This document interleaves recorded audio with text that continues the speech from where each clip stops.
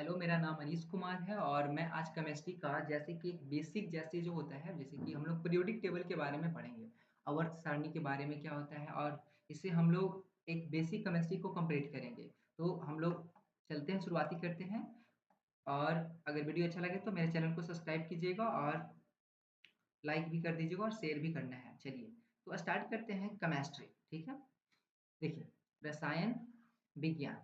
तो विज्ञान की वह शाखा जिसके अंतर्गत पदार्थों के गुण, संरचना, क्रिया, प्रतिक्रिया और उनमें होने वाले परिवर्तन आदि का क्रमबद्ध अध्ययन करते हैं, उसे क्या कहते हैं? रसायन शास्त्र कहते हैं। ठीक है? ठीक है? आर हॉफमैन के अनुसार रसायन विज्ञान परमाणु तथा सोचिए अणुओं का एक क्या है? विज्ञान है। ठीक है? ठीक है। अब यहाँ से अगर बात करें कि रसायन विज्ञान की उत्पत्ति कहाँ हुआ? तो देखिए, रसायन विज्ञान की जो उत्पत्ति हुआ वो मिस्र में हुआ। ठीक है?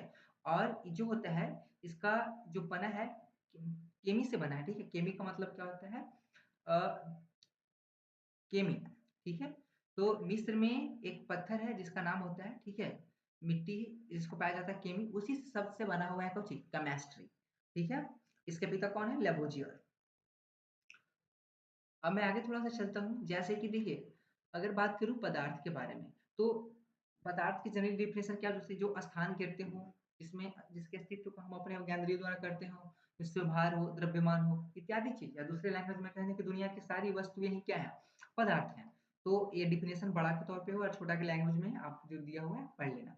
अब यहाँ पे है कि हम लोग यहाँ पे पदार्थ को कितने भागों में बाँटेंगे? फिलहाल देखिए, पदार्थ को हम लोग बाँटते हैं 2 भाग में, एक भौतिक अवस्था के आधार पे और एक रासायनिक अवस्था के आधार पे। तो भौतिक अवस्था के आधार पे सिर्फ़ होते हैं 2-3 प्रकार के। दरअसल और आगे भी है, प्लाज़्मा है, ठीक है? और बोस आइंस्टाइन भी है। तो देखिए, ठोस, द्रव और गैस। रासायनिक अवस्था के आधार पे 2 प्रकार के, शुद्ध और मिश्रण। शुद्ध पदार्थ को बाँटा जाता है 2 भाग में, तत्व और यौगिक। ठीक है? ठीक है? तत्व को बाँटा जाता है 3 भाग में, धातु, अधातु और उपधातु। और एक और भी होते हैं अक्रिय। क्या होते हैं? अक्रिय। ठीक है? एक यौगिक 2 भाग में, कार्बनिक और अकार्बनिक। और मिश्रण में 2 प्रकार के, समांगी और विसमांगी। अब यहाँ पे मैं आता हूँ, अब थोड़ा-थोड़ा सा अगर लैंग्वेज अगर मैं देखूँ, तो देखिए मैं थोड़ा-सा पढ़ लेता हूँ।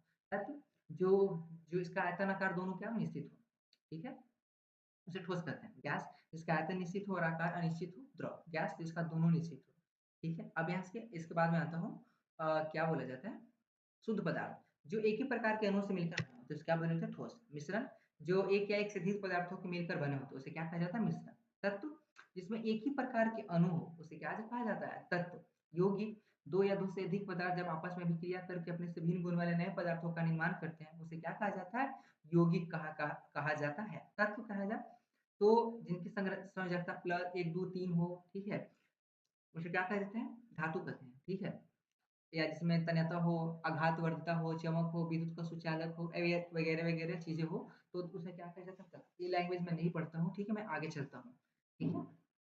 अब देखिए, तत्व क्या है? तत्व वह शुद्ध पदार्थ है, जिसे तोड़कर किसी अन्य पदार्थों में परिणत नहीं किया जा सकता है, ठीक है? तत्व की सूक्ष्मतम कणों को परमाणु कहा जाता है, ठीक है? अब यहाँ पे तत्व को हम बाँटते हैं 3 भाग में, धातु, अधातु और उपधातु, ठीक है? देखिए, अब यहाँ पे आप पूछ रहा है क्या कि भूप्रपटल पे धातुओं का मतलब क्रम, माने धरती पे सबसे ज़्यादा कौन से हैं? तो देखिए, सबसे पहले ऑक्सीजन है, फिर सिलिकॉन है, फिर एल्युमीनियम है, फिर लोहा है, ठीक है? तो इसमें क्या है?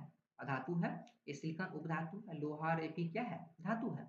अब यहाँ था भूप्रपटल पे धातुओं का क्रम, यहाँ पे तत्वों का क्रम था, यहाँ पे क्या है? धातुओं का क्रम।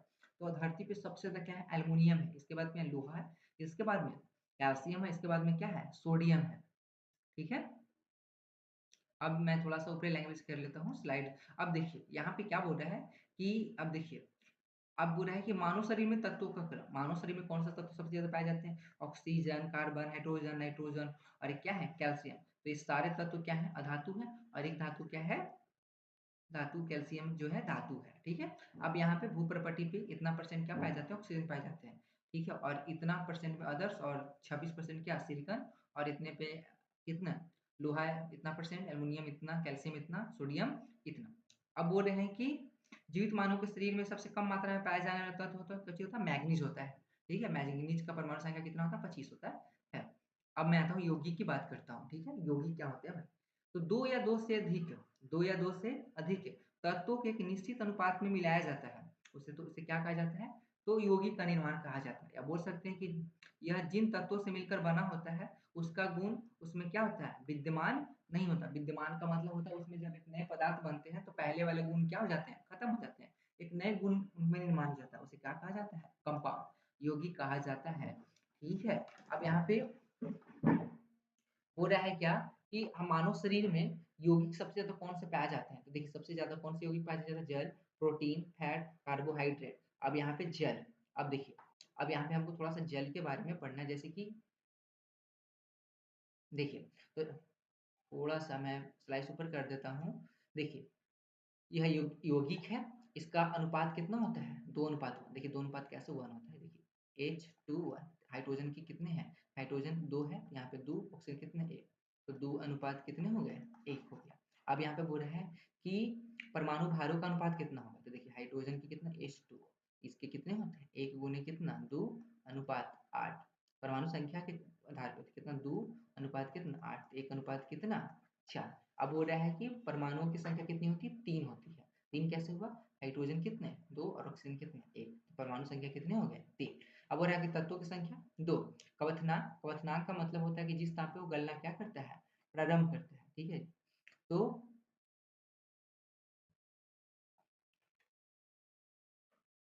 तो इसके बाद में क्वथनांक, और हिमांक का मतलब होता है जमना। ठीक है?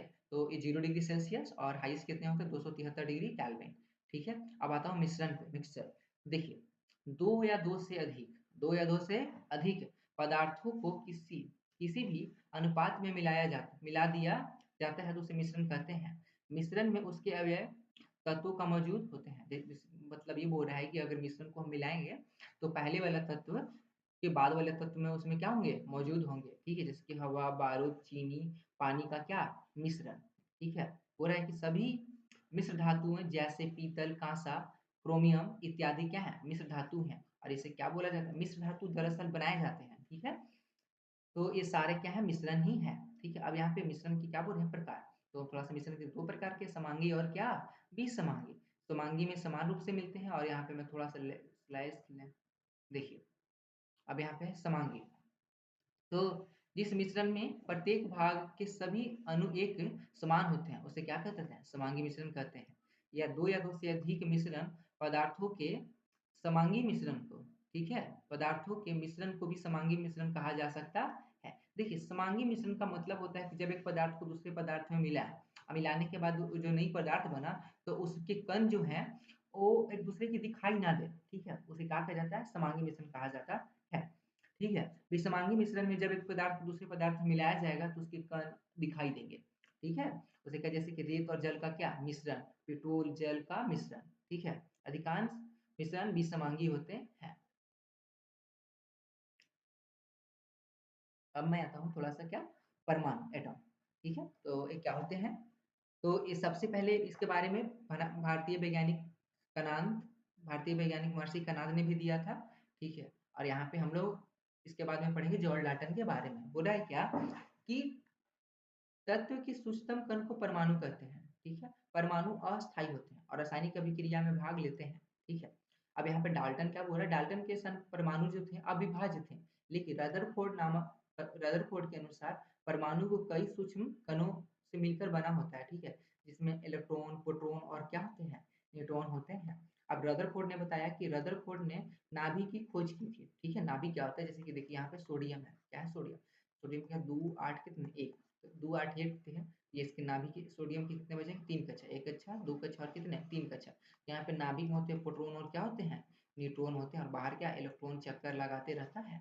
तो देखिए यहाँ पे क्या बोल रहा है कि रदरफोर्ड ने नाभि की खोज की जिसमें परमाणु परमाणु के प्रोटॉन और न्यूट्रॉन उपस्थित होते हैं, जिसे क्या कहा जाता है? न्यूक्लियॉन कहा जाता है। ठीक है? इस बीच वाले को क्या कहा जाता है? न्यूक्लियॉन कहा जाता है। बोले नाभिक की त्रिज्या क्या बोल रहे हैं?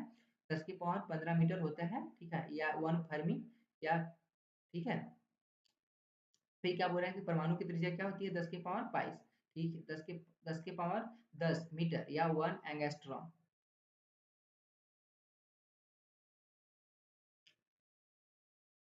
फिर देखिए, अब यहाँ पे बोल रहा है क्या, परमाणु त्रिज्या, यहाँ पे परमाणु और नाभिक की त्रिज्या के अंतर 10 के पावर कितने होते हैं, 5 होते हैं, ठीक है।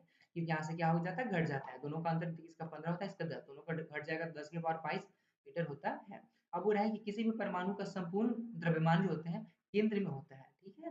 परमाणु की ऊर्जा हमेशा क्या होती है, निहित होती है, ठीक है। इलेक्ट्रॉन प्रोटॉन और इलेक्ट्रॉन प्रोटॉन न्यूट्रॉन के मौलिक कण, ठीक है, मौलिक कण होते हैं, किसी भी पदार्थ के मूल कण या मौलिक कण इलेक्ट्रॉन प्रोटॉन और न्यूट्रॉन होते हैं, ठीक है। परमाणु में इलेक्ट्रॉन की ऊर्जा हमेशा क्या होती है, ऋणात्मक होती है। अब मैं थोड़ा सा पढ़ता हूँ, इलेक्ट्रॉन क्या क्या है, थोड़े से हैं, देखिए। देखिए, इलेक्ट्रॉन जो है, इलेक्ट्रॉन को सूचित किया जाता है माइनस से, ठीक है। इसकी खोज करता जे जे थॉमसन थे, ठीक है। इसे कैथोड किरण भी कहा जाता है, ठीक है। इसके बाद इस पे आवेश क्या होता है, 1 - 1.6 × 10⁻90 कूलम होते हैं, ठीक है। और निरपेक्ष द्रव्यमान कितने होते हैं, अ, अगर ग्राम में याद करना हो तो केजी में याद करना होगा तो इतना, ठीक है। सापेक्ष द्रव्यमान 0.0054 होते हैं mu, और सापेक्ष आवेश क्या होते हैं, -1 ऋण आवेश होते हैं, ठीक है। इसका द्रव्यमान हाइड्रोजन द्रव्यमान के 1 बटा सोचिए 1837वां भाग होता है, ठीक है। इसके बाद क्या बोल रहे हैं कि परमाणु द्रव्यमान को इकाई को EMU के द्वारा क्या किए जाते हैं, मापे जाते हैं।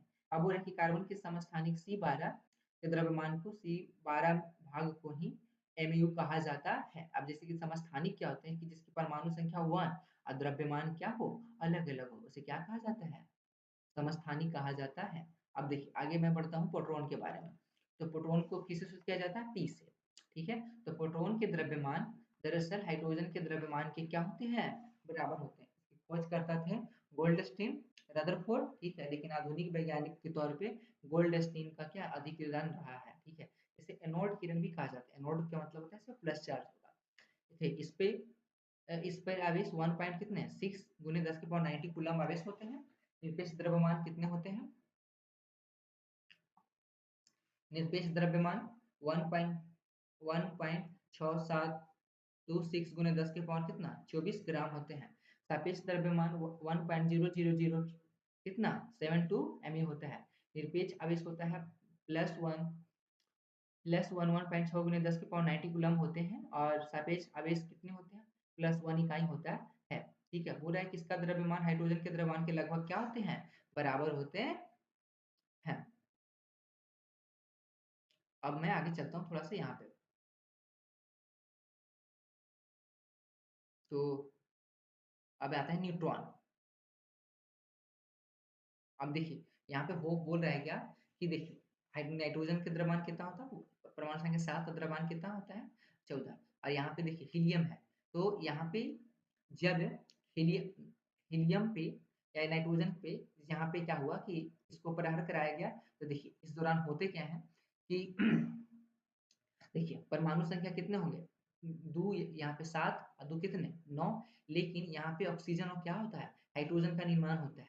तो हाइड्रोजन के द्रव्यमान जो होते हैं प्रोटॉन के द्रव्यमान के क्या होते हैं, बराबर होते हैं। तो देखिए जब नाइट्रोजन के द्रव्यमान पे हीलियम के द्रव्यमान को क्या किया जाते हैं, प्रहार कराए जाते हैं, तो इससे प्रोटॉन का निर्माण होता है। तो देखिए यहाँ पे होता क्या है, दरअसल यहाँ पे नाइट्रोजन है और इसका भार हुआ, तो इसको दोनों के भार को जोड़ दिए तो कितना हो गया 18। तो देखिए यहाँ से ऑक्सीजन निर्माण हुआ, लेकिन एक द्रव्यमान क्या हो गया, बच गया, तो यहाँ पे चला गया हाइड्रोजन के पास में, और एक परमाणु संख्या भी बच गया, तो जिस कारण से एक यहाँ पे नीचे आ गया, ठीक है। नोट, प्रोटॉन, इलेक्ट्रॉन और प्रोटॉन पर आवेश का मान क्या होते हैं, बराबर होते हैं, लेकिन एक दूसरे के विपरीत प्रकृति के होते हैं, ठीक है। एक पॉजिटिव होता है, क्या होते हैं, निगेटिव होते हैं। अब पढ़ते हैं न्यूट्रॉन।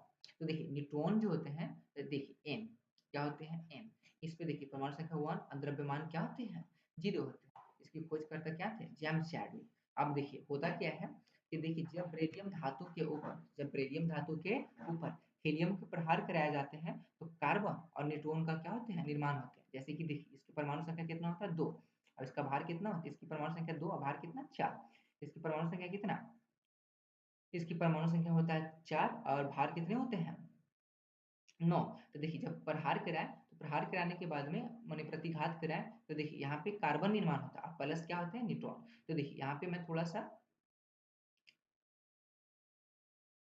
तो देखिए इस दौरान हुआ क्या कि 4 और 2 कितने 6, यहाँ पे थोड़ा-सा गलत इसे n के तौर पे ऊपर-नीचे हो गया। तो देखिए यहाँ पे होता क्या है कि देखिए इसको दोनों को जोड़ दें तो कितना 9 4 कितने 13 हो गए। तो द्रव्यमान तो एक बढ़ गया, लेकिन कार्बन निर्माण जो होता है यहाँ पे 6 ये रख लेता है, लेकिन इसकी संख्या नहीं होती थी, जिस कारण से आवेश न्यूट्रॉन पे कोई आवेश नहीं होता है। यह आवेशहीन होता है। क्या होते हैं? आवेशहीन होता है। ठीक ना? और इस पे कोई चार्ज वगैरह नहीं होते। ठीक है? तो इस पे निरपेक्ष द्रव्यमान कितना तो 1.67 गुने 10 की पावर 24 ग्राम और केजी में इतना होता है। सापेक्ष कितना होता है 1 mu होता है। ठीक है? बोल रहा है कि इन तीनों में इलेक्ट्रॉन प्रोटॉन क्या होते हैं इलेक्ट्रॉन और प्रोटॉन क्या होते हैं अस्थायी कण होते हैं, जबकि न्यूट्रॉन क्या होते हैं अस्थायी होते हैं। अब देखिए बात करता हूँ विभेदन क्षमता की। तो देखिए विभेदन क्षमता में सबसे ज्यादा जो होते हैं इसके बाद में पहले न्यूट्रॉन प्रोटॉन और सबसे ज्यादा किसके होते हैं न्यूट्रॉन के होते हैं। अब मैं बात करता हूँ यहाँ पे न्यूट्रॉन। तो यहाँ पे क्या है न्यूट्रॉन, तो न्यूट्रॉन N00 संकेत इतना खोजकर्ता पॉली क्या होते हैं आवेशहीन और द्रव्यमानहीन होते हैं।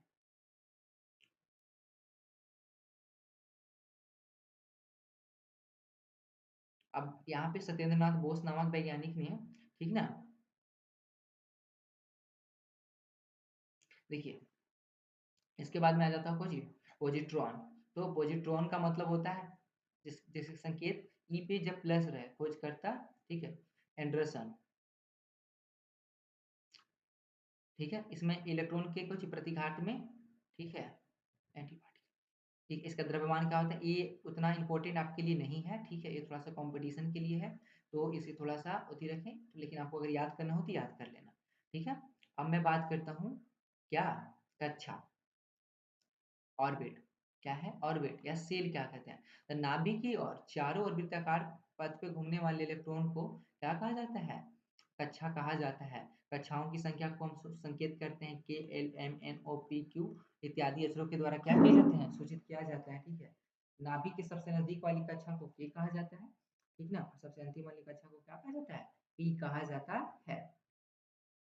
अब यहाँ पे देखिए K L M N O P. ठीक है और कक्षा ये सारे सब क्या है कक्षा ये नाभिक वाली कक्षा है, तो यहाँ पे क्या रहेंगे न्यूट्रॉन प्लस प्रोटॉन जिसे क्या कहा जाता है न्यूक्लियॉन कहा जाता है।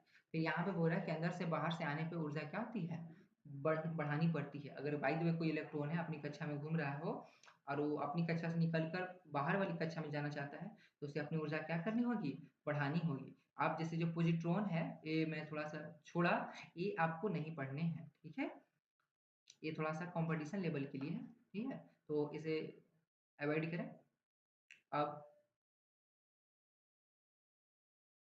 तो आज के लिए इतना ही, मिलते हैं नेक्स्ट वीडियो में। चलिए ठीक है।